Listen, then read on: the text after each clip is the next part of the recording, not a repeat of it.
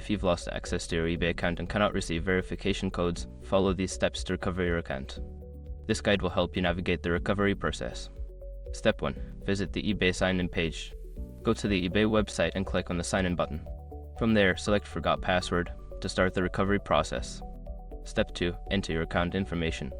Input the email address or username associated with your eBay account. This will help eBay identify your account and initiate the recovery process. Step 3. Choose recovery options. Since you cannot receive verification codes, look for alternative recovery options.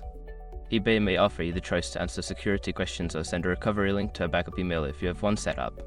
Step 4. Contact eBay customer support. If you cannot access any recovery options, reach out to eBay's customer support.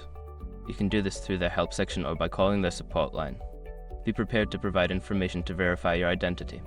Step 5. Follow instructions from support. Once you contact customer support, follow their instructions carefully.